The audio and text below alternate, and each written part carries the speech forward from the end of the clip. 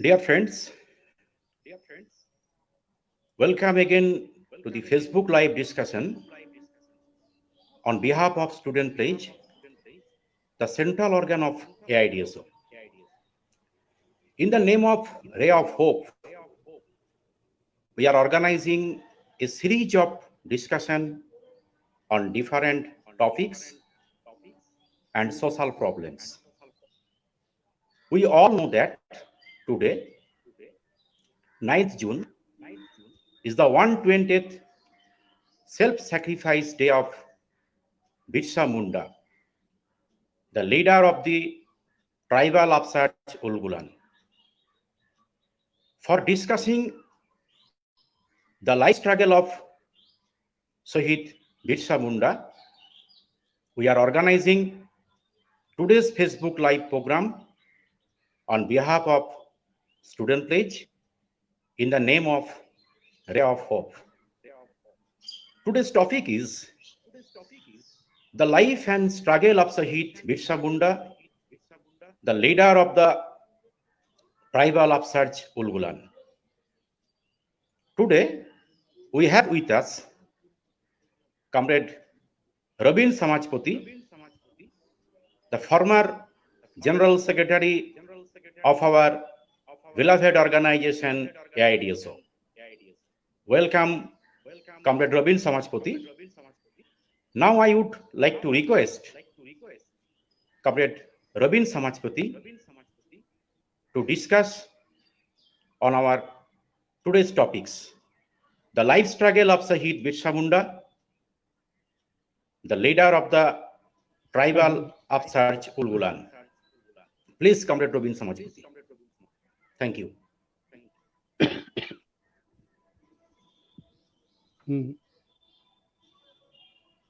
ठीक है, शुरू कर रहे हैं।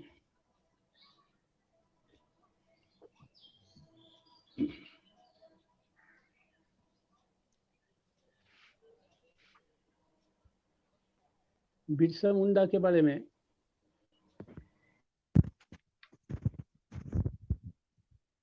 अभी तो भारत के कम से कम पढ़े लिखे लोग जो है उसमें एक बहुत बड़े हिस्सा वो लोग बिरसा मुंडा सिद्धू कान्हू के बारे में जानते हैं, यानी कुछ ना कुछ जानते हैं। लेकिन स्वतंत्रता आंदोलन के समय इन लोगों के बारे में लोग बहुत कम जानते थे और प्रैक्टिकली 1939 की 40 में जब रामगढ़ है आपका झारखंड में, रामगढ़ में जब समझौता विरोधी एक सम्मेलन नेताजी सुभाष चंद्र बोस कॉल किए थे, उसी समय जो सब तोरण द्वार तैयार हुआ था भारत के बड़े बड़े शहीद नेता नवजागरण के मनीषियों के नाम पर, उसमें सिद्धू कान्हू और बिरसा मुंडा का जीवन के बारे में संक्षिप्त परिचय उन्होंने दिया था। एवं प्रैक्टिकली वो जो समझौता विरोधी एक महासम्मेलन हुआ था सुभाष बोस के नेतृत्व में, उसमें इन लोगों का नाम लेना और इन लोगों के बारे में लोगों को परिचित कराना एक बहुत बड़ी बात थी। उसके बाद से धीरे धीरे चारों तरफ फैलने लगी। बिरसा मुंडा के बारे में खास करके रांची और रांची के आसपास के सभी जिला में लोग बहुत लोग उनके बारे में तरह तरह का प्रोग्राम होता है, लोग उनके बारे में बोलते हैं। रांची तो बिरसामय है, एकदम बिरसा के नाम के साथ रांची ओतप्रोत रूप में जुड़ा हुआ है, यहाँ की संस्कृति भी। और उनका जन्म भी रांची में ही हुआ था, माने रांची जिला के एक जगह में। अभी वो जगह खूंटी जिला में आ गया।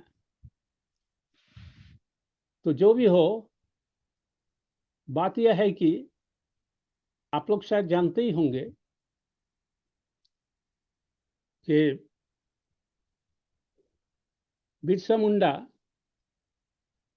और साथ साथ उनका परिवार और ये जो मुंडा ये है, नेशनैलिटी है, मुंडा जनजाति के लोग जो है, ये मुंडा जनजाति के लोग भारत के बहुत प्राचीन काल से ही भारत में रह रहे हैं।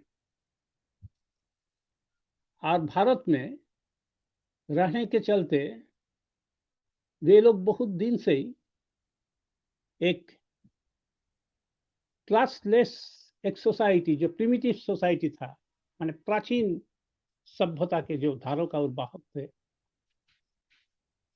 जो क्लासलेस प्रिमिटिव सोसाइटी, उसी सोसाइटी के स्तर में ही ये लोग रहते थे। प्रैक्टिकली ईस्ट इंडिया कंपनी आने के पहले, माने जब तक मुगल शासन हमारे देश में एकदम जड़ जमाए बैठे हुए थे, तब तक इन लोगों में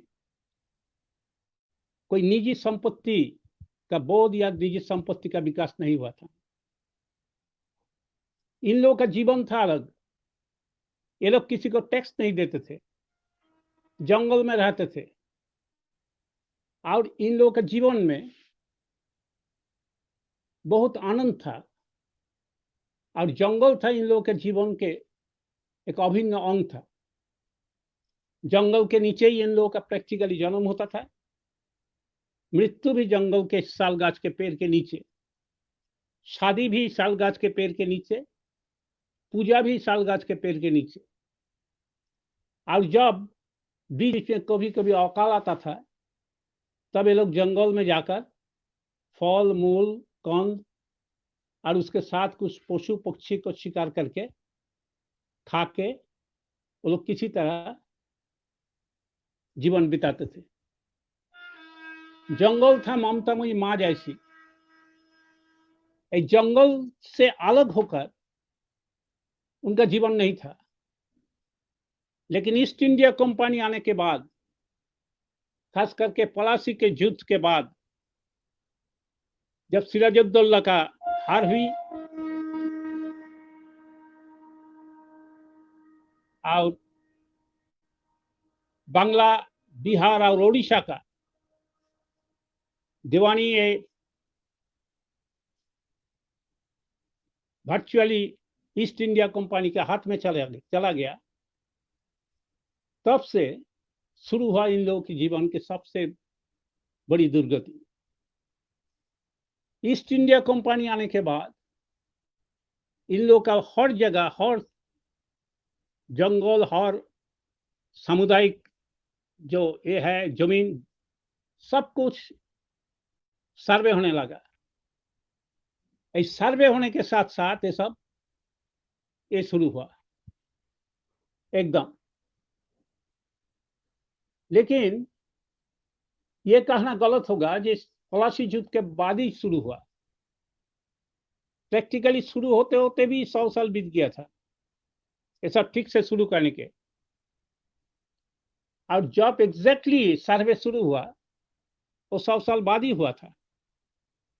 लेकिन ये काम शुरू किए थे ईस्ट इंडिया कंपनी, और उस समय ईस्ट इंडिया कंपनी के माध्यम से भारत में, जिसे हम पूंजीवाद का पहला अध्याय समझते हैं, मार्केंटाइल कैपिटलिज्म, मतलब व्यापारी पूंजी, एक व्यापारी पूंजी भारत में पदार्पण को कर चुका था।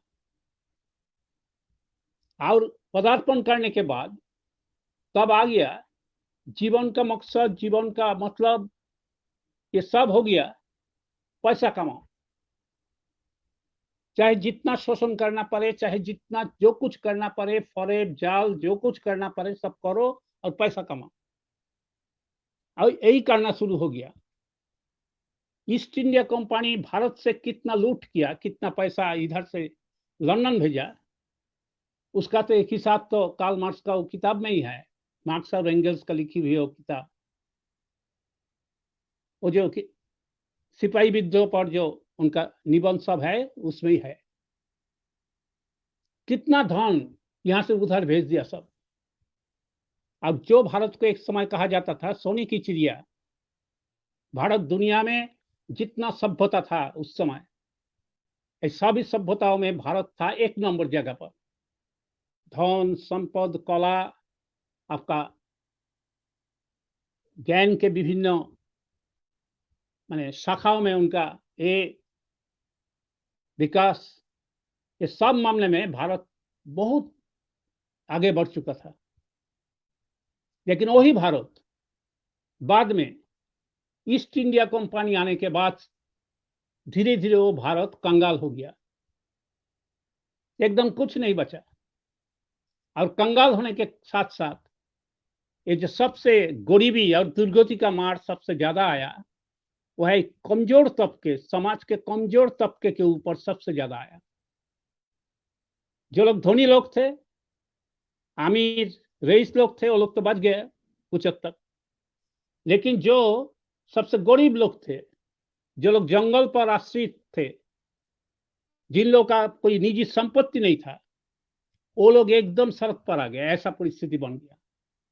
और उन लोगों का जो कुछ जंगल हासिल करके जो कुछ जमीन उमीन वो लोग एक किया था, कब्जा करके वो लोग वास करते थे और साथ साथ खेती बाड़ी करते थे, वो सब जमीन सब बाहर से लोग आकर जमींदार बन के गुंडा लेकर आए, साथ साथ साहूकार लोग आए और आकर इन लोगों का बरगड़ाकर, फुसलाकर, मारपीट करके भगाकर इन लोगों का जमीन सब हड़प लिया।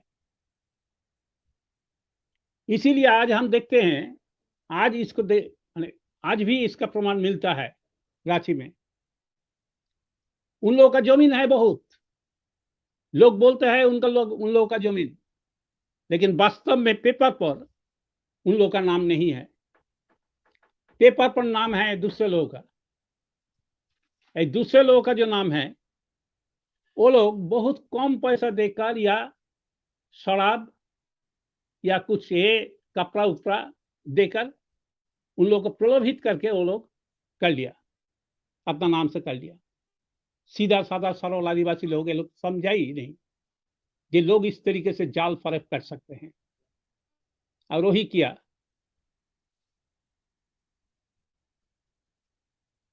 बिरसा का उम्र जब 7-8 साल हो गया, उस समय वो चरवाहा का काम करता था। तो चरवाहा का काम करता था, गाय भैंस चलाता था, और साथ साथ ये सब बकरी, ये सब छोटा छोटा जो जानवर, पालतू जानवर होता है, वो सब चलाते थे। बोलने के लिए सुन रहा, बकवास चल रहा क्या फालतू वाला खाली काम करवाता है। तो ये चरवाहा का काम जब करते थे, तब उस समय वो सपना देखते थे कि मैं बड़ा हो जाऊंगा जब, तब मैं माँ के लिए एक बोरा चावल और साथ में एक सेर नमक ले जाएंगे। भात बनेगा और नमक के साथ हम लोग भात खाएंगे। और घर में रोज देखते थे कि घर में भात नहीं बनता है, आटा तो दूर की बात, चावल नहीं है, भात बनेगा कैसे? तो भात खाने की इच्छा होती थी, लेकिन भात नहीं मिलता था। जंगल में एक किस्म का घास उगता था, वही घास बॉयल करके, सिजा के, नमक के साथ मिला के खाते थे, और उसी को कहा जाता था घाटो। एक घाटो खाकर ही उन लोग जीवित रहते थे। साथ में कुछ फल मूल या कभी कभार पशु पक्षी का कुछ मांस मिल जाता था, बस वही, और कुछ नहीं। ये जो होता था, यही जीवन था उनके जीवन। और सिर्फ बिरसा मुंडा का ही जीवन बात ऐसी नहीं है, ये जीवन बाकी सभी उसी समय के मुंडा लोगों के जीवन ऐसे ही रहता था। मुंडा लोग ये जब सर्वे शुरू हुआ 1864 में फर्स्ट सर्वे हुआ, इस सर्वे के बाद उन लोगों पर बंदिश आ गया कि आप लोग जंगल में घुस नहीं सकते हैं, क्योंकि ये जंगल आपका प्रॉपर्टी नहीं है, आपका जायदाद नहीं है, जमीन नहीं है जंगल में, और साथ साथ ये जंगल सरकारी जंगल है, सरकारी संपत्ति है, इसीलिए आप घुस नहीं सकते हैं। वहां से लकड़ी नहीं ला सकते हैं, वहां से मधु शहद नहीं ला सकते हैं, वहां से पत्ता नहीं ला सकते हैं, वहां शिकार नहीं कर सकते हैं, फल मूल कंद कुछ नहीं ला सकते हैं। ये भयंकर एक आफत के रूप में आदिवासियों के जीवन में आ पड़ा, और ये जो एक अभिशाप के जैसा आ गया ना, भयानक एक प्राकृतिक आपदा से भी बहुत कई गुना बड़ा। क्योंकि मैंने पहले ही बताया था कि जंगल सिर्फ जंगल नहीं, जंगल था उनका पूरा जीवन का एक अभिन्न अंग था, ममता मुई माँ जैसी थी, और ये जंगल से उसको विच्छिन्न कर देना, कट देना, ये उनके जीवन को एकदम सब हर मायने में दुखी, निराश और उदास कर दिया। और इसी से ही मूवमेंट जो जन्म लिया, ये मूवमेंट जन्म लिया, उस मूवमेंट का नाम है सरदार आंदोलन। ये बिरसा मुंडा के उलगुलान के पहले एक सरदार आंदोलन हुआ था, जो आंदोलन बाद में ये बिरसा मुंडा का उलगुलान का जमीन तैयार कर दिया था। बिरसा मुंडा वो कुछ हद तक लिखा पढ़ी ये सब जानते थे, वो उनका पढ़ने का मन था, बहुत इच्छा भी थी, और पढ़ने के लिए साहेब लोग, जो जर्मन मिशनरी साहेब या इंग्लैंड के मिशनरी लोग जो आकर यहाँ चर्च, और चर्च के साथ साथ कुछ स्कूल भी खुले थे, कुछ हॉस्पिटल भी खुले थे, और स्कूल में जाकर वो बोले कि हमें पढ़ना है। वो लोग पूछा जी क्या नाम है, तो पूछने के बाद बोल दिया यही नाम है। बाप का नाम क्या है, वो भी बोल दिया। बोला है ये तो होगा नहीं, इस स्कूल में तो अब तुम लोग भर्ती हो सकते हो जब तुम लोग क्रिश्चियन बनोगे, ईसाई बनोगे। ईसाई ना बनने से यहाँ इस स्कूल में दाखिला नहीं ले सकते हैं, ये स्कूल है ईसाई लोगों के लिए। दरअसल वास्तव में ईसाई धर्म के प्रचार के लिए ही तो ये सब किया जाता है, ईसाई धर्म के प्रचार के लिए ही वो लोग करते थे। और ईस्ट इंडिया कंपनी, उस समय ईस्ट इंडिया कंपनी का राज नहीं, ब्रिटिश राज, क्वीन विक्टोरिया का राज, तो वो लोग उस समय देखे थे जे राजा का धर्म और प्रजा का धर्म अगर एक हो जाए तब विद्रोह की संभावना 90% खत्म हो जाता है। 90% कम से कम भारत में तो होता है। राजा का धर्म और प्रजा का धर्म एक हो जाने से, चूंकि राजा को माना जाता है जो भगवान के प्रतिनिधि के रूप में, राजा ही धरती पर भगवान का मूर्त स्वरूप है, इसीलिए राजा की खिलाफत करना भगवान के एगेंस्ट में विद्रोह करने का शामिल है, समान है। ये नहीं करना चाहिए, तब अगला जन्म में भी हमें बहुत दुख दुर्गति ये सब सहना पड़ेगा। तो राजा का अनुगत, एकदम राजा के प्रति समर्पण, बिना शर्त समर्पण ये बहुत जरूरी। अगर जीवन को एवं अगला जीवन, आने वाला जीवन भी सुंदर और सुखी और संपन्न बनाने के लिए ये बहुत जरूरी है। यही धारणा पूरा भारत भर में चारों तरफ यही धारणा प्रिवेल करता था, यानी यही धारणा थी। उसी के हिसाब से ही वो लोग प्लान किया कि जहां खास करके ये आदिवासी समुदाय है, एकदम पिछड़ा समुदाय के लोग हैं, वहां लोगों बहुत गरीब है, उन लोगों के चिकित्सा के लिए हॉस्पिटल नहीं है, स्कूल नहीं है, पढ़ाई नहीं है, नहीं होता है, और ये लोग भूत प्रेत डाइन बिसाही ये सब से ये करते हैं, डरते हैं, ये सब से डरते हैं। और इन लोगों के समाज में कंट्रोल करता है वही सब आदिवासी जो लोग, ओझा डायन यही सब लोग ये करते हैं, माने जो डायन को झाड़ सकते हैं, माने झाड़ फूक करके उन लोग को ठीक कर सकते हैं, भगा सकते हैं। वो लोग एक तरफ ये सब करते थे, पढ़ाते थे, अकाल पड़ने पर लंगर खोल देते थे, वो लोग चिकित्सा भी करते थे, लेकिन उसमें फर्स्ट प्रेफरेंस, सबसे पहले प्राथमिकता क्रिश्चियन लोगों को ही दिया जाएगा। उन लोगों को देने के बाद अगर कुछ बचता है, कुछ सीट बचता है, कुछ सीट रहता है खाली, तो बाकी लोगों को कुछ चांस मिल सकता है। तो इस स्थिति में बिरसा मुंडा के पिताजी सुगना मुंडा, उन्होंने देखा जे अगर यहाँ पढ़ाई करना है और मुफ्त में रहना है हॉस्टल में, तब क्रिश्चियन बनना बेहद जरूरी है। वो सुगना मुंडा बेटा के साथ दोनों ही क्रिश्चियन बन गए, ईसाई बन गए।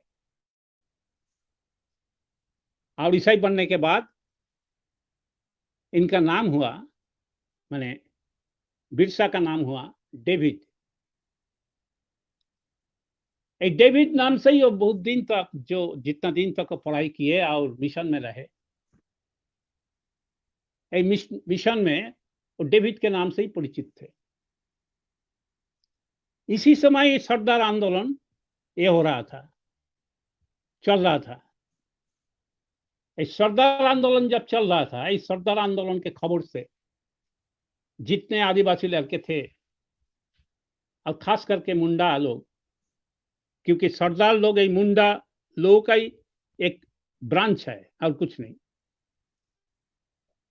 ये मुंडा जो जनजाति है उसी का एक शाखा है सरदार। ये सरदार लोग एकदम जिस तरीके से आंदोलन कर रहे थे, और जिस तरीके से उन लोगों का विचार हुआ, उन लोगों को जेल जाना पड़ा, उन लोगों को पिटाई की हुई, ये सब से ये लोग बहुत दुखी हो गए थे, बिरसा मुंडा और उसके साथ साथ उनके साथी लोग भी। वो लोग आपस में बातचीत करने लगे कि ठीक नहीं हो रहा है। तो वो लोग तय किया कि हम तब इसी जगह नहीं रहेंगे, इसी मिशन में, हम दूसरे मिशन में चले जाएंगे। वो लोग थे जर्मन लुथेरन मिशन में। जर्मन लुथेरन मिशन त्याग करके वो लोग इंग्लैंड के एक मिशन में वो चले गए। वहां जाकर देखा कि वो लोग भी ऐसे ही इसी तरीके से ही बात करते हैं, वो लोग भी ऐसे ही बोलते हैं कि हम लोग कुछ नहीं कर सकते हैं, तुम्हारे जमीन के बारे में, जंगल के अधिकार के बारे में हम लोग कुछ नहीं कर सकते हैं, ये सरकारी है, तुम लोग को कुछ करना है तो सरकारी साहब को जाकर पकड़ो। ये सब इधर से उधर, उधर से इधर, ये करते करते करते करते ये लोग एकदम माने भीतर भीतर एकदम बहुत गुस्सा आ गया। और एक गुस्सा उस समय फूट पड़ा जब फादर नटराम उन्होंने कहा कि सरदार लोग सब ये है, माने चोरी किया है, चोर है। बिरसा मुंडा खड़ा होके उठ के सवाल पूछा, जो क्या चोरी किया है? नटराम जवाब नहीं दे पाए। तो बोला, देखिए इस तरीके से लांछन लगाना ठीक नहीं है, आप लोग किसी पर भी इस तरीके से लांछन लगा सकते हैं, हम लोग तो ऐसा कुछ भी मांग नहीं किए हैं जो नाजायज है। हम लोग तो इतना ही चाहते हैं, जो हमारा अधिकार है, जो युगों युगों तक हमने जिस जंगल को हम ये किए हैं, जंगल में ही हम लोग बड़े हुए, पले बड़े सब, उसी जंगल में हमारा प्रवेश निषेध कर देना ये ठीक नहीं है, ये वापस लेना चाहिए। हमने जो कहा जिस तरीके से सर्वे हो रहा है वो भी ठीक नहीं है। जो जमीन के सचमुच में मालिक है उन लोगों का जमीन मिलना चाहिए। हम लोग तो यही चाहते हैं, जे हम पर जो अत्याचार कर रहा है, जो खास करके साहूकार महाजन लोग जिस तरीके से अत्याचार कर रहा है और मिथ्या झूठा मुकदमा दायर करके हमारा जमीन हमारा घर सबसे सब छीन लेता है, ये बंद होना चाहिए। यही तो हम लोग चाहते हैं। और हम पर सरकारी ऑफिसर और पुलिस का जो अत्याचार होता है ये बंद हो। लेकिन इन लोगों में कौन सी मांग है जो मांग नाजायज है, जो ठीक नहीं है? नोटा ने इसका कोई जवाब नहीं दिया, बोला कि गेट आउट, निकल जाओ, तुम लोगों को मिशन में रहने का कोई अधिकार नहीं है, जाओ, आंदोलन करना है तो बाहर जाके आंदोलन करो। वो लोग बाहर आ गए और बाहर आने के बाद तब सोचने लगा कि क्या किया जाए। ये स्थिति में, इस स्थिति में कुछ करना बहुत कठिन है। उनकी उम्र भी बहुत कम, एक कम उम्र में इतना एक पूरा एक सामाजिक प्रॉब्लम, जिस प्रॉब्लम को लेकर पूरा समाज में उथल पुथल चल रहा है, उस स्थिति में क्या करें, इसका कोई जवाब नहीं मिल रहा था। तब एक आदमी से सुना, जो खूंटी में जो जमींदार है, और जमींदार का एक मुंशी है, आनंद स्वामी की आनंदगिरी ऐसा नाम। वो बहुत ज्ञानी पंडित है। उनके पास जाने से सब समस्या का हल होता है। तो चले गए उनके पास। उन्होंने कहा तुम वैष्णव धर्म अपनाओ, वैष्णव धर्म अपनाने से तब देखोगे सब समस्या का समाधान हो जाएगा। वो वैष्णव धर्म अपना लिया और उसी तरीके से माला चंदन टीका करना ये सब करना शुरू किया। उसी तरीके से हल्दी वो पीस कर वो शरीर पर लगाना ये सब शुरू किया। ध्यान करना, कीर्तन करना ये सब शुरू किया। लेकिन फिर भी मन अशांत रहा।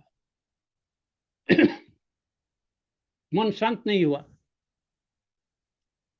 मन जब शांत नहीं हो रहा है तब क्या किया जाए, क्या किया जाए, इससे मुक्ति कैसे मिले, रास्ता क्या है? तब अचानक एक दिन एक सरदार आंदोलन के नेता वो आ गया उनके घर पर जहां वो रहता था। आकर उनसे बोला कि तुम इधर निश्चिंत पे बैठे हुए हो और देखो तुम्हारा माँ बाप उधर भूख से मर रहा है। सरदार आंदोलन के लोग तुम्हें नेता मानने के लिए तैयार है। तुम जाओ, रास्ता दिखाओ उन लोगों को, और ये लड़ाई बीच रास्ते में छोड़ देना ठीक नहीं है। तब उनको भी ऐसा ही लगा कि हाँ ये बात सत्य है। ये लड़ाई जो लड़ाई सरदार लोग शुरू किए हैं, इस लड़ाई बीच रास्ते में छोड़ देना ठीक नहीं है। ये लड़ाई को आगे बढ़ाना है। आगे जो बढ़ना है, ये आगे बढ़ाने के लिए हमें ये आंदोलन के बारे में सोचना पड़ेगा, क्या करना चाहिए। वो चले आए उधर से, अपना गांव पहुंच गए। गांव पहुंचने के बाद सब मुंडा लोगों को एकजुट किया। एकजुट करने के बाद बोला कि देखो आने वाले दिन में हमें लड़ना पड़ेगा। हम बहुत आवेदन निवेदन किए हैं, हम बहुत अर्जी पेश किए हैं, बहुत हम ज्ञापन दिए हैं, लेकिन उससे कुछ हुआ नहीं। हमारी बात को अनसुनी कर दिए गए हैं। हम जो काम किए नहीं, झूठा मुकदमा दायर करके हमें जेल में ठूस दिया गया है।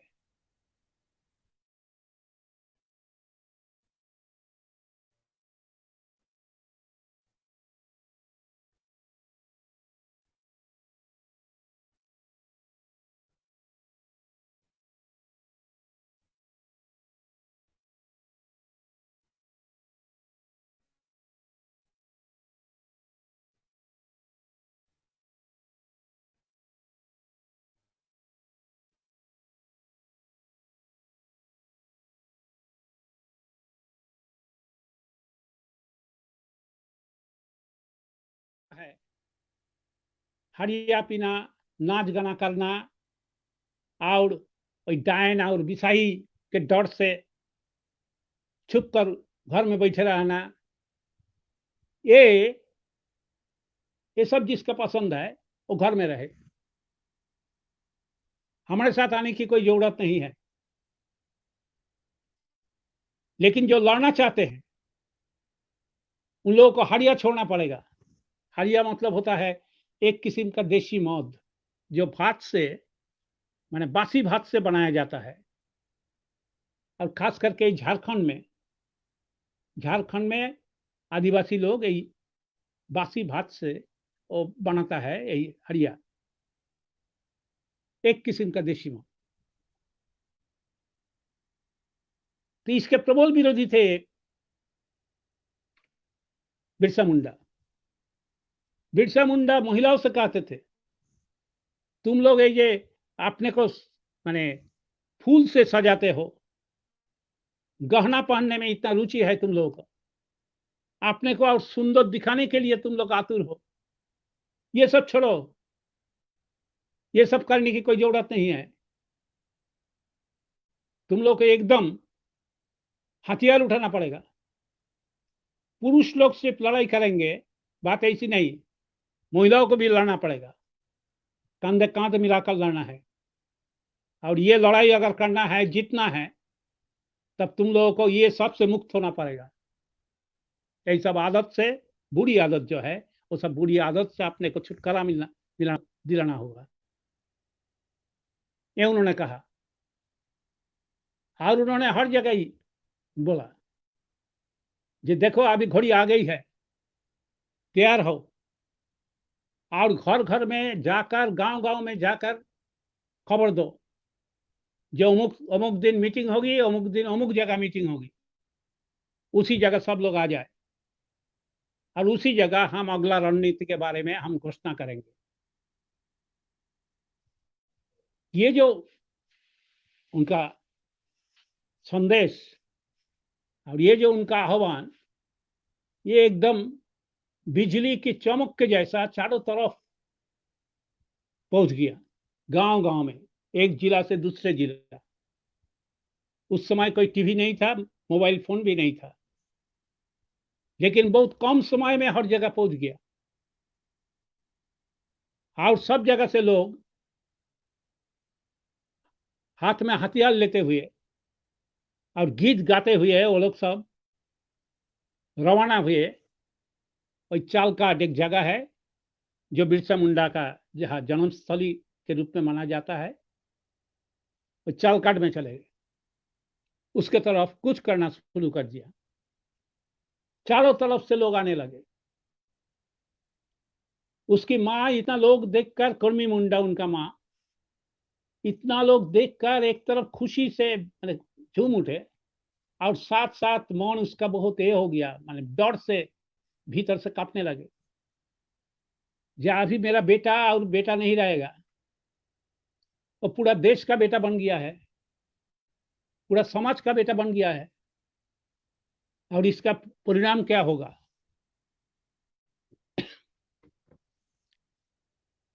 और हर जगह से जितना उत्साह और ये आ गया ना, मानो जे उनका एक माने लोगों के मन में ऐसा था, एक नेता चाहिए। भगवान हमारे लिए एक अवतार को भेजेंगे जो हमें नेतृत्व प्रदान करेंगे। और इसी समय एक घटना घट गई, वो है कि हैजा का प्रकोप शुरू हो गया। हैजा का प्रकोप नया कुछ नहीं है, ये आदिवासी समाज में अक्सर होता ही रहता था, और इससे गांव के गांव एकदम उजाड़ जाता था, खत्म हो जाता था। जो 2-4 घर के लोग बसते थे वो लोग छिप के जंगल के और गहराई में चले जाते थे, और कुछ लोग इधर उधर बिखर जाते थे। यही नियम है, ऐसा ही हर बार होता है। लेकिन इस बार क्या हुआ, इस बार बिरसा मुंडा उनका टीम के साथ वो चले गए जहां जहां हैजा हो रहा है, उस सब गांव में। वो सब गांव में पहुंच गए।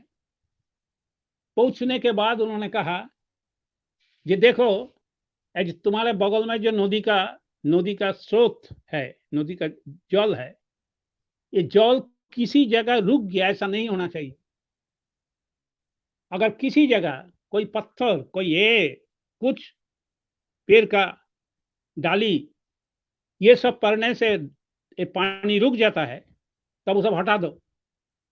ये जल को निर्बाध बहने दो, बेरोक टोक बहने दो, और तब ये जल साफ सुथरा रहेगा, और उसी जल में थोड़ा नमक मिलाकर पान करो, ये ठीक रहेगा। और क्या करना होगा, बोला कि नीम का पत्ता जो है, नीम का पत्ता एक करो, हल्दी के साथ मिला के नीम का पत्ता चबा चबा के खाओ प्रतिदिन कुछ कुछ। और जहां वो ये होगा, माने कुछ हैजा हुआ कि पॉक्स हो गया, स्मॉल पॉक्स, जहां जहां ये है इन्फेक्शन, उसी जगह लगाओ। इसी तरीके से वो कुछ कुछ बोल दिए, जो उन्होंने सीखा था वही आपका जब जर्मन लुथेरन मिशन में जब पढ़ते थे सीखा था, वही शिक्षा के आलोक में ही उन्होंने बोल दिया। यही है। और हुआ क्या, इससे एकदम बहुत मैजिकल रिजल्ट मिल गया। जो हर बार होता था इस बार नहीं हुआ। और इस बार क्या हुआ, इस बार 2-4 घर में हुआ, उसके बाद रुक गया। ये जो महामारी भीषण आकार धारण नहीं कर पाया, रुक गया। और रुक जाने से चारों तरफ प्रचार हो गया, ये बिरसा कोई सामान्य इंसान नहीं है, और भगवान का अवतार है। और जिसके चलते हैजा जैसा एक महामारी वो रुक गया, और डर के मारे वो भाग के चला गया। तो उनका नाम इसके साथ जुड़ गया, जो भगवान बिरसा मुंडा। आज भी लोग जब नाम लेते हैं बिरसा मुंडा का नाम, तो कहते हैं भगवान बिरसा मुंडा। कम से कम इसी जगह में तो सब लोग कहते हैं इस तरीके से। और इसके साथ साथ और एक चीज हो गया, चारों तरफ प्रचारित हो गया कि हमें अभी तैयार होना है। और तैयार होने के लिए सब लोग अपना अपना हथियार को और धारदार करने के लिए, और भी आगे बढ़ने के लिए, इसी तरीके से क्या किया जाए नहीं किया जाए, इस पर चर्चा बहस, इस पर ही मंत्रणा करना शुरू कर दिया। ये बात अंग्रेज जो ये था, माने डिस्ट्रिक्ट कलेक्टर थे, डीसी कहा जाता था, उनके पास पहुंच गया। उनके पास पहुंचने के साथ साथ वो ये रिपोर्ट को भेज दिया। कलकत्ता में उस समय राजधानी था, पूरा भारत का राजधानी था, ब्रिटिश भारत का कलकत्ता, कोलकाता। तो कोलकाता में जो गवर्नर था, लेफ्टिनेंट गवर्नर, उनके पास भेज दिया। और वो रिपोर्ट देखने के बाद वो सबसे बड़ा लाट जो है गवर्नर जनरल, वो शिमला में रहते थे, उत्तराखंड के शिमला में। और शिमला में रिपोर्ट भेजा, उसमें लिख दिया कि देखिए ये जो जगह है, इस जगह में छोटनागपुर एरिया में चारों तरफ एक विद्रोह का वातावरण बन रहा है। क्या घटना है सब विस्तार से लिखा। लिखने के बाद बोला कि मेरा ये रिपोर्ट को हल्का ढंग से ना लिया जाए। मुझे ऐसा प्रतीत हो रहा है कि हम माने अंग्रेज शासन जो है, ये अंग्रेज शासन एक बारूद के ढेर पर बैठा हुआ है, बारूद के ढेर पर बैठा हुआ है। ये रिपोर्ट शिमला में पहुंचने के बाद एकदम सब हंसी मजाक उड़ाना शुरू कर दिया, हंसना शुरू कर दिया। ये क्या रिपोर्ट आया, छोटनागपुर में कुछ और ऐसा माने लोग जो गरीब लोग है, जिसका बदन में कपड़ा नहीं रहता है, जिन लोगों को खाने के लिए भात भी नसीब नहीं होता है, घाटो खाता है, घास उबाल के नमक के साथ खाता है, यही जिन लोगों की स्थिति है, वही लोग विद्रोह करेगा अंग्रेज के खिलाफ। ये संभव है? ये असंभव बात है। लेकिन फिर वो लोग ये रिपोर्ट को भेज दिया लंदन सेक्रेटरी ऑफ स्टेट के पास। सेक्रेटरी ऑफ स्टेट के पास जब रिपोर्ट भेजा गया, तब सेक्रेटरी ऑफ स्टेट इसको हल्का ढंग से नहीं लिया। सेक्रेटरी ऑफ स्टेट ऊपर से निर्देश भेजा, जो अमुक अमुक जगह से सैन्य कीजिए, इकट्ठा कीजिए, आपका जो जासूसी तंत्र है उसका और मजबूत कीजिए, भीतर से खबर कौन क्या कर रहा है, नहीं कर रहा है, कब मीटिंग है, कितने लोग जुटे हैं, सब डिटेल्स खबर इकट्ठा कीजिए और हमें भेजते जाइए। और उसी तरीके से वो लोग प्रिपेयर करना शुरू किया अपने को। बहुत दूर दूर एरिया से भी सैन्य, आधा सैन्य वाहिनी सब एकजुट होने लगे, रांची के आसपास सब आने लगे। इसी स्थिति में बिरसा मुंडा और उनके जो ये था प्रचारक लोग थे और उनके अनुयायी लोग थे, उन लोगों को लेकर बिरसा मुंडा मीटिंग की। मीटिंग करके उन्होंने कहा हम अभी शुरू करेंगे। वो महीना था, दिसंबर महीना था, ठंडा का मौसम। हम शुरू करेंगे।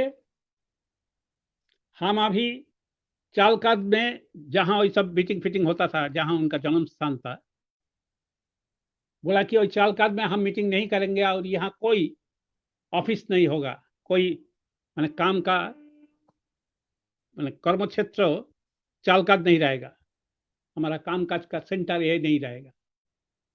हम लोग को जाना होगा डोम्बाड़ी हिल। ये डोम्बाड़ी हिल ऐसा एक जगह है जो बहुत दुर्गम स्थान में है, चारों तरफ पहाड़ है और भीतर में घना जंगल है, और उधर जंगली जानवर, सांप, बाघ, जंगली भैंस, हाथी, ये सब का भरमार है। तो वहां हमारा होगा एक डोम्बाड़ी। और वहां लोग धीरे धीरे माने सब रसद, मतलब है अनाज, चावल, दाल, ये सब जो खाते हैं लोग, ये सब धीरे धीरे वहां ले जा करके वहां जो जंगल का गुफा है, वही गुफा में वो लोग जमा करना शुरू कर दिया, ताकि लड़ाई शुरू होने से माने रसद का कम ना हो जाए, कम ना पड़े। और ये खबर भी अंग्रेज लोगों के पास चला गया। अंग्रेज लोगों के पास से खबर पहुंचाता था, एक तो उनका अपना जासूस लोग थे, और है मिशनरी लोग। जो मिशनरी लोग माने आदिवासियों के बीच में काम करते थे, चिकित्सा करते थे, पढ़ाते थे, वही लोग खबर पहुंचाते थे अंग्रेज लोग, अंग्रेज ऑफिसरों को।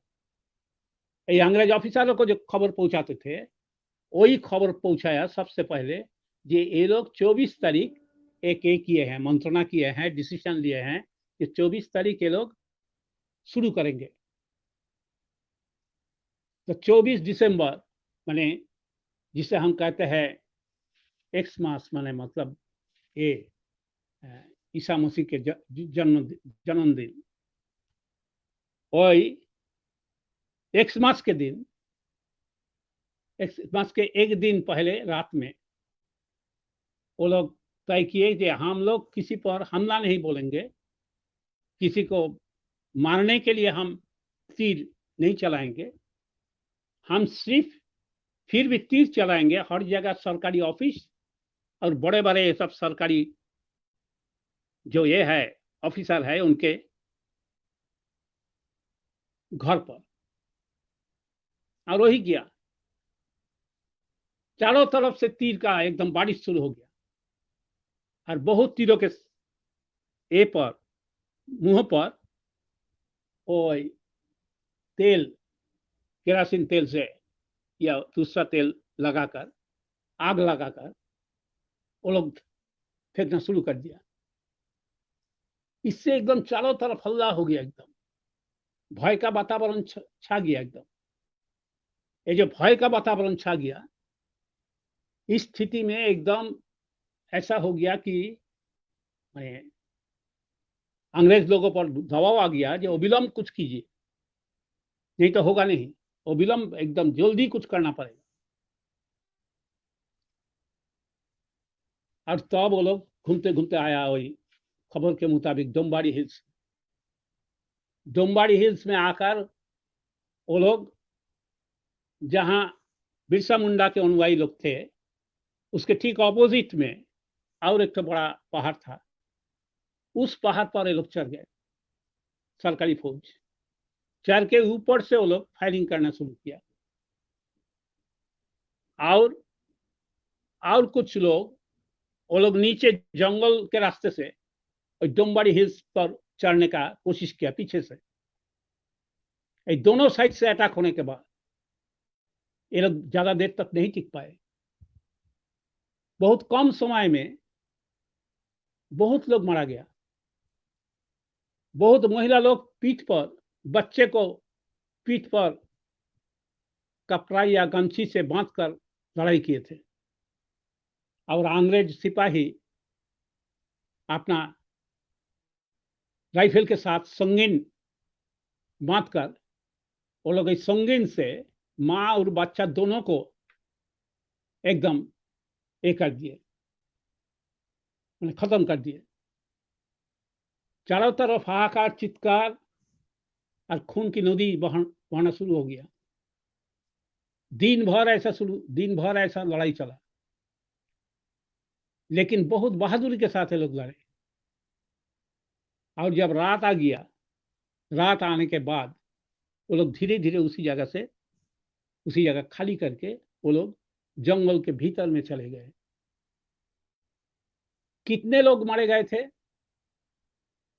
कोलकाता से एक नामी अखबार, जो अंग्रेज का ही अखबार है, कोई देशभक्त भारतीयों का अखबार नहीं, अंग्रेज लोग जो अखबार छापते हैं उसका नाम है दी स्टेट्समैन। आज भी वो छपता है, दी स्टेट्समैन। स्टेट्समैन में लिखा कि 400 लोग मारे गए, फायरिंग में ही मारे गए। बाद में इन्फेक्शन से बहुत लोगों की मृत्यु होगी, किंतु वो छोड़ के सिर्फ ऑन दी स्पॉट डेथ हुआ 400। और एक दूसरा पेपर में लिखा 700 हुआ, 400 नहीं 700। इतना भयंकर नरसंहार, जो जालियानवाला बाग हत्या नरसंहार को भी माने उसके साथ बराबरी कर सकते हैं। इसको पूरा न्यूज को एकदम एक कर दिया गया, माने सामने आने नहीं दिया। माने कुछ आया, छिटपुट कुछ आया, लेकिन बाकी आने नहीं दिया। और इसको नेशनल न्यूज करना, बड़ा न्यूज करना, वर्ल्ड न्यूज, ये सब होने नहीं दिया, क्योंकि ये लोग सब आदिवासी थे। और आदिवासियों को जब ये होता था, विचार होता था, वो विचार फर्श हो जाता था।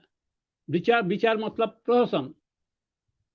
उनका जब विचार होता था, मतलब न्याय होता था, न्याय का ये प्रदर्शन है। आदिवासी लोग जो मुंडारी भाषा में बात करते थे वो ना जज साहब समझते थे ना कोई वकील समझता था। अब जज साहब और वकील जो अंग्रेजी में बात करते थे वो बात आदिवासी लोग नहीं समझते थे, इसीलिए एक दूसरे का बात समझते ही नहीं थे, लेकिन उन लोगों का सजा हो जाता था। यही होता था, ऐसा ही न्याय होता था। ये जो न्याय होता था इसी के खिलाफ कुछ लोग खास करके एक अंग्रेज वकील इसके खिलाफत किए।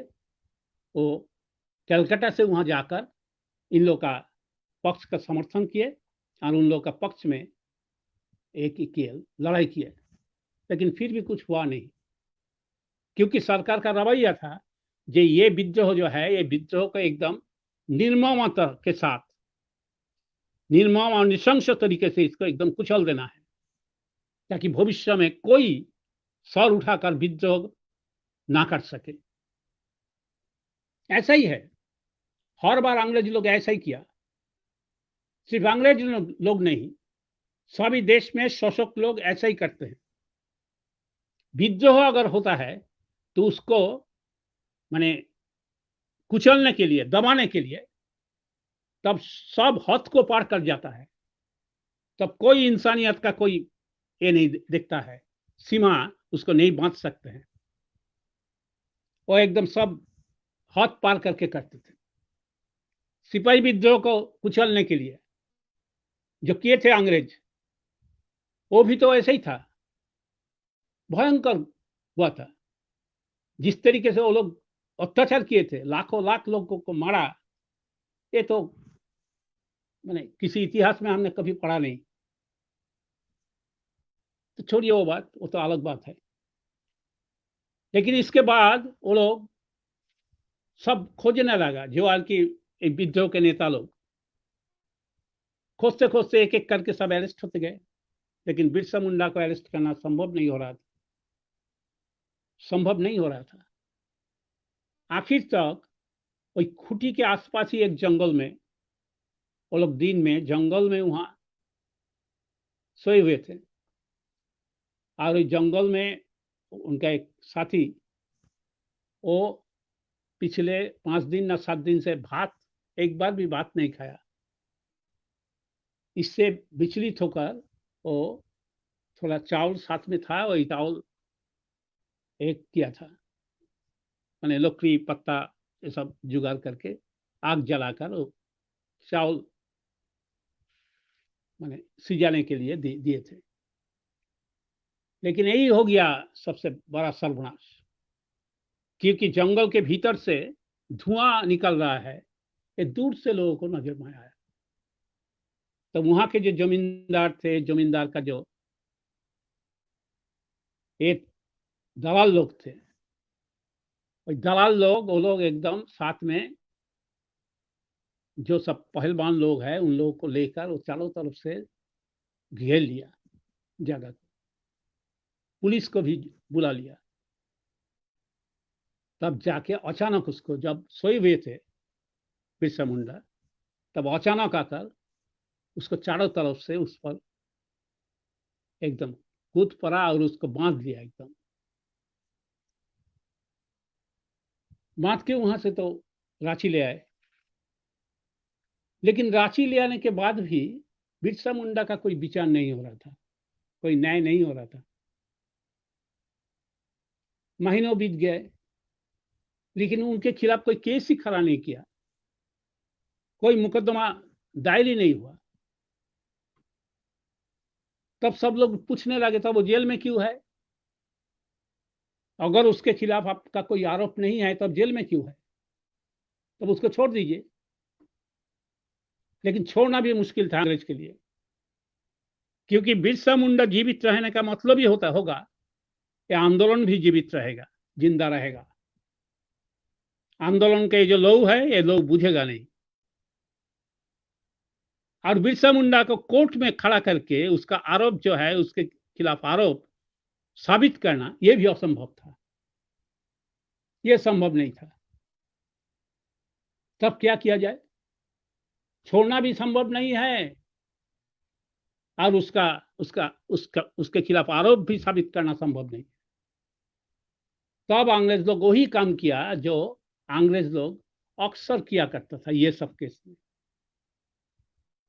अंग्रेज लोग उनको पहले सेपरेट सेल में स्थानांतरित कर दिया, माने जहां सॉलिटरी सेल कहा जाता है, एक आदमी को सोने के लिए, रहने के लिए जितना जगह चाहिए सिर्फ उतना ही छोटा एक तो कोठरी, कोई कोठरी में एक आदमी ही सिर्फ रह सकते हैं और एक कोठरी में ही वो रहेंगे, बाहर नहीं जा पाएंगे। और एक कोठरी में रह कर उसको एक करना है, जब तक विचार नहीं होगा, न्याय नहीं होगा, तब तक उसी जगह ही रहना है। और उसी जगह जब रह रहा है तब अचानक एक दिन डिक्लेयर किया जो उनका हैजा हो गया।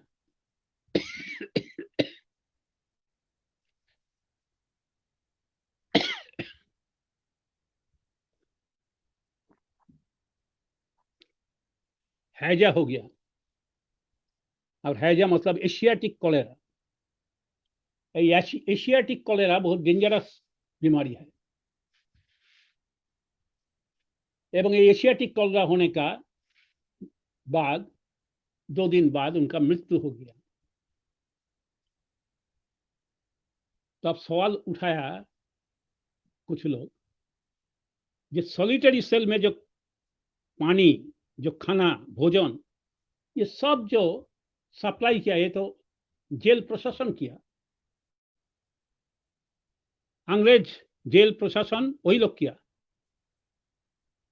तब यहाँ ये कॉलेरा कैसे हुआ? ये तो होना नहीं चाहिए, वो तो बाहर का खाना खाया नहीं, बाहर का खाना तो उसको नहीं दिया गया, तब हैजा हुआ कैसे? वो लोग को जवाब नहीं दिया अंग्रेज लोग। लेकिन लोग कहते हैं, जो लोग इस पर शोध अनुसंधान किए हैं, वो लोग कहते हैं कि देखिए, अंग्रेज लोग ऐसा तरकीब बहुत जगह, बहुत विद्रोह को कुचलने के लिए ऐसा किया, बहुत जो हमारे प्रतिपक्ष है नेता, तो उसको मारने के लिए ऐसा तरकीब अपनाया। अंग्रेज के साथ जब फ्रांसीसियों का लड़ाई हुई, तब फ्रांसीसियों के नेता थे नेपोलियन बोनापार्ट। ये फ्रांसीसी क्रांति के बाद की घटना है। नेपोलियन बोनापार्ट लड़ाई में जब ये हो गया, अरेस्ट हो गया, नेपोलियन बोनापार्ट को बंदी बनाया गया, तब समुद्र के बीच एक टापू था, कोर्सिका टापू, और टापू में जेल बना के वहां उसको रखा गया था। और धीरे धीरे वो मर गए। लेकिन बाद में उनकी मृत्यु कैसे हुई, इसके बारे में लोगों के मन में उत्सुकता जाग उठा कि कैसे हुई। लेकिन इसका प्रमाण क्या है? एक्सीडेंटली, संयोगवश, नेपोलियन का माथे का जो बाल होता है माथे में, वही बाल का एक गुच्छा वो ये था, माने एक शीशा का ये में, कटोरा में उसको रखा गया, और वही उस पर शोध अनुसंधान करके विज्ञानी लोग देखा जे बाल में आर्सेनिक का मात्रा बहुत ज्यादा है। आर्सेनिक एक ऐसा जौहर है जो धीरे धीरे काम करता है, बाहर से बुझाई नहीं देगा, जो उसको धीरे धीरे जौहर दिया जा रहा है, लेकिन कुछ दिन बाद वो मर जाएगा। साथ साथ नहीं मरेगा, लेकिन 3 महीना, 4 महीना की 5 महीना बाद वो मर जाएगा। आर्सेनिक का मात्रा बहुत प्रचुर मिला, और मिलने के बाद वो लोग कंक्लूड किया, इस निर्णय पर पहुंचा कि नेपोलियन का मृत्यु आर्सेनिक जौहर से ही हुआ। और ये जहर दिया अंग्रेज सरकार। और बिरसा मुंडा का मृत्यु भी इसी तरीके से ही होने की संभावना सबसे अधिक है, नहीं तो और कोई संभावना नहीं आता है। देखिए, बिरसा मुंडा का मृत्यु तो आज से 120 साल पहले ही हो चुका है, लेकिन बिरसा मुंडा आज भी हम लोगों के बीच में एकदम जिंदा है, हर जगह है। लेकिन बिरसा मुंडा जो बात बार बार बोलते बोलते समझाते समझाते लोगों को पूरा जीवन के अंतिम भाग को बिताए, वो है कि सिर्फ ये नाचा गाना हरिया पीना, इससे समाज की ये प्रगति संभव नहीं है। मुंडा समाज की, अगर मुंडा समाज को आगे बढ़ना है तो बढ़ने के लिए उसको तैयार होना पड़ेगा, उसको पढ़ाई करना होगा, साफ सुथरा रहना पड़ेगा, उसको अपना अधिकार के लिए लड़ना पड़ेगा। और सिर्फ अपने को सजाने संवरने के लिए ये टाइम देने से होगा नहीं, महिलाओं को भी आगे आना पड़ेगा। यही उनका कहना था।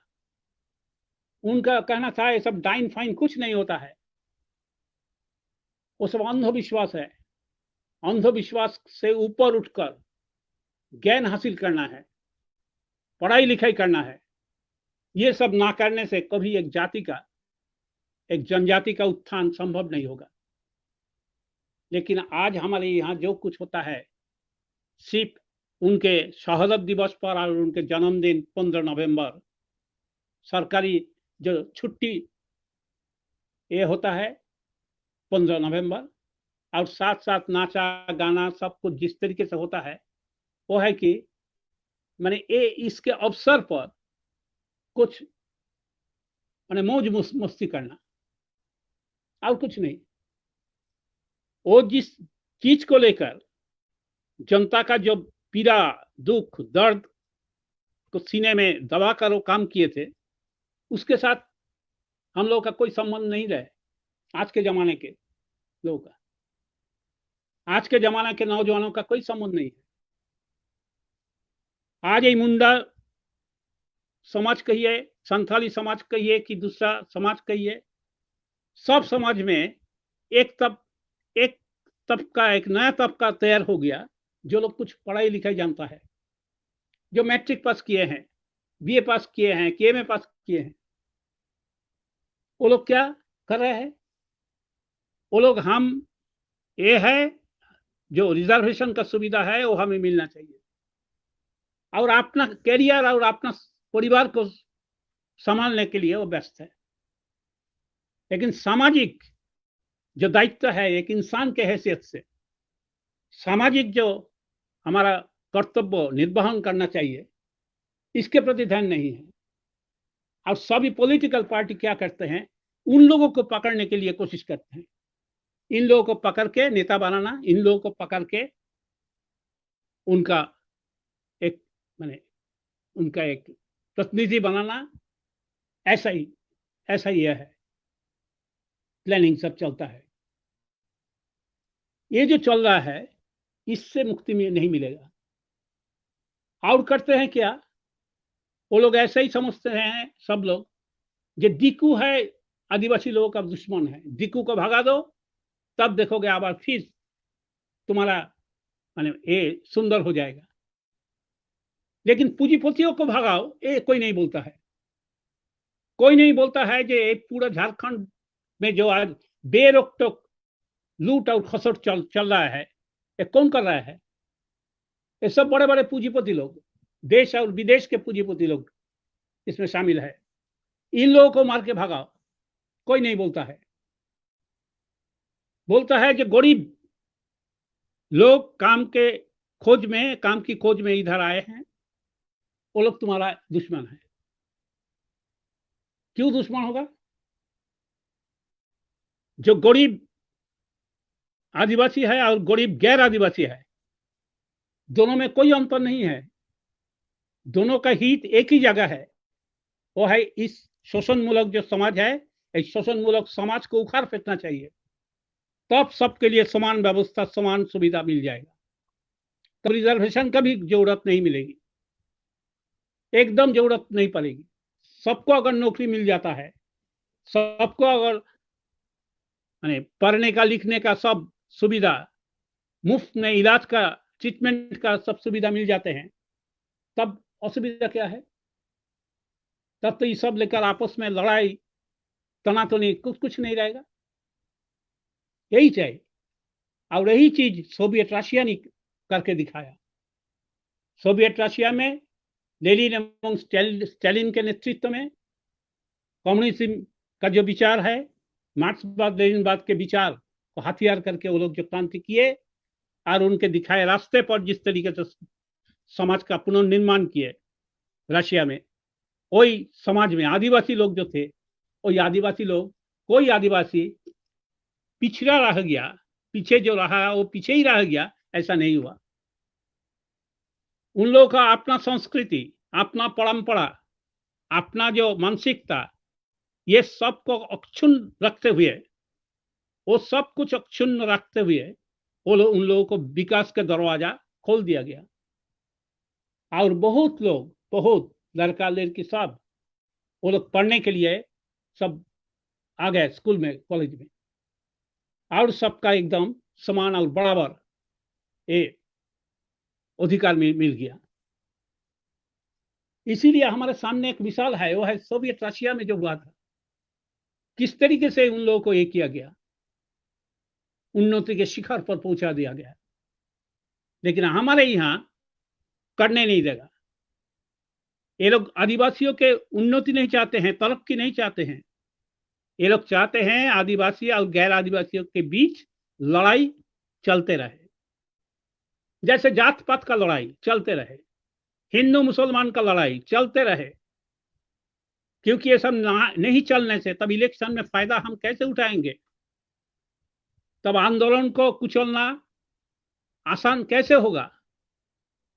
लोग अगर, गरीब लोग अगर एकजुट हो जाए तब हम इस पर राज नहीं कर पाएंगे। इसीलिए लोगों पर राज करना है तो उसमें भेदभाव पैदा करो, उसको आपस में लड़ाओ, और आपस में लड़ाने के लिए यही सब चीज को उकसाओ।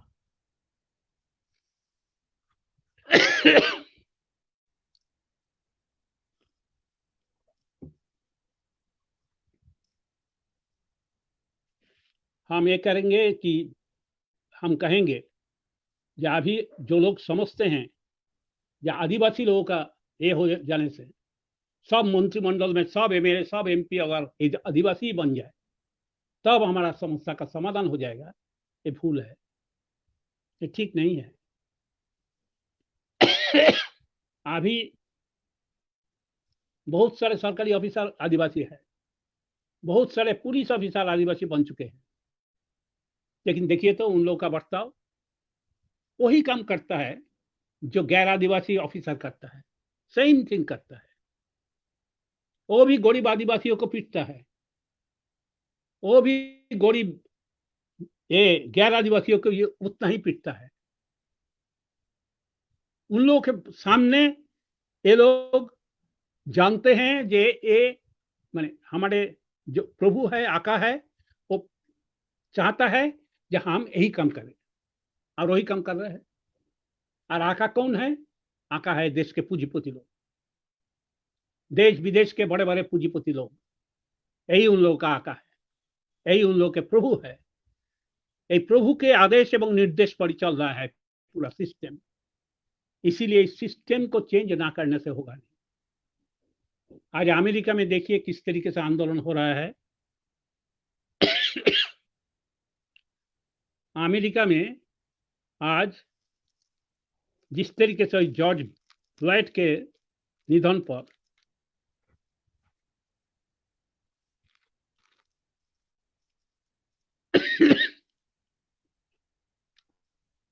आंदोलन हो रहा है, यह आंदोलन हमारे लिए एक प्रेरणा का स्रोत के रूप में रह जाएगा। देखिए, वो लोग दिखाने के लिए कोशिश किए थे, ये आंदोलन ब्लैक का आंदोलन है, माने काला चमड़ा के लोगों का आंदोलन है। किंतु वास्तव में ऐसा नहीं रहा।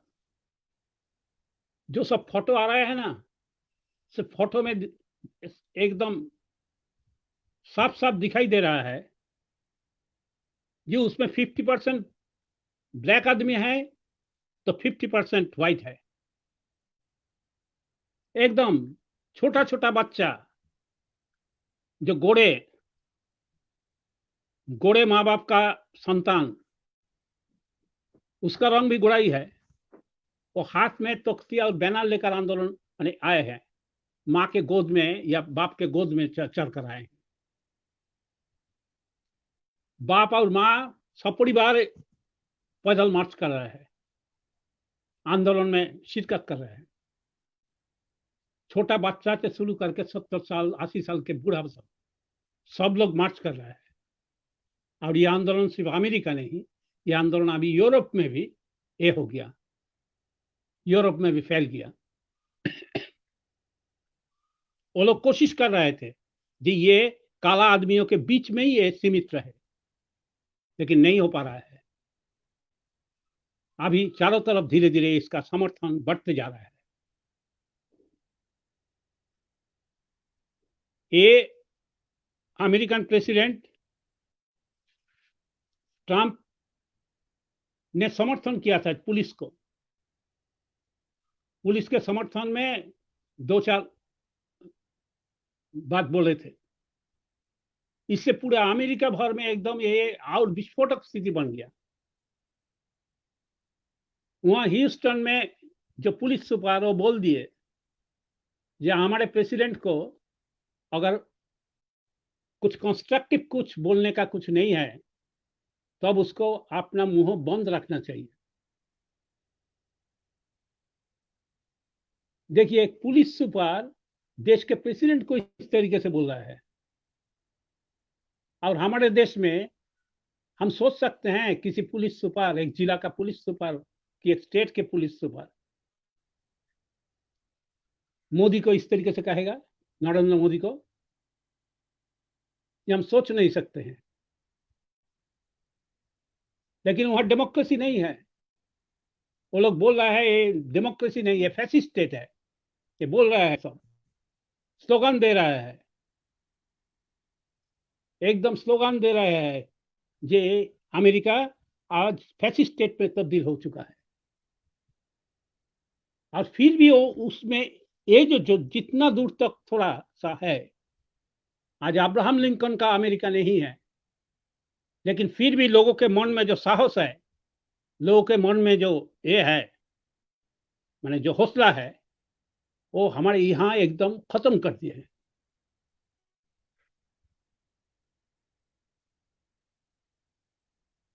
तो मेरा इतना ही कहना है कि अभी हम जहां भी जाए, जो भी प्रॉब्लम को हम देखें, चाहे कोरोना वायरस हो, वो आपका ये जॉर्ज फ्लॉयड का मृत्यु हो, या आदिवासी समस्या का समाधान हो, या प्रवासी मजदूर का समस्या का समाधान हो, बेरोजगारी का समस्या का समाधान हो, या महिलाओं पर अत्याचार का समस्या का समाधान हो, चाहे जो भी प्रॉब्लम हम देख रहे हैं, फेस कर रहा है, ये सब का हल एक ही जगह है, एक ही चीज का हल पर निर्भर कर रहा है। ये पूंजीवाद का ही उपज है, पूंजीवाद का ही प्रोडक्ट है ये सब। और ये इससे छुटकारा मिलने का रास्ता एक ही है, वो है पूंजीवादी सिस्टम को उखाड़ फेंक के एक समाजवादी सिस्टम को स्थापित करना पड़ेगा। और सिवाय इसके और कोई चारा हमारे सामने खुला नहीं है। इतना ही कह के हम यहाँ हमारा वक्तव्य समाप्त कर रहे हैं। इनकलाब जिंदाबाद, बिरसा मुंडा जिंदाबाद। Thank you very much, Comrade Robin Samajpati, for your today's discussion in our Facebook Live program on behalf of Student Pledge. So, friends, Comrade Robin Samajpati have given a very much analytical and inspiring discussion on life struggle of Birsa Munda and present situation. our next Facebook Live program on behalf of Student Pledge in the name of Ray of Hope will be held soon. I would like to request all our viewers, followers to like our page and share it also. Thanks all.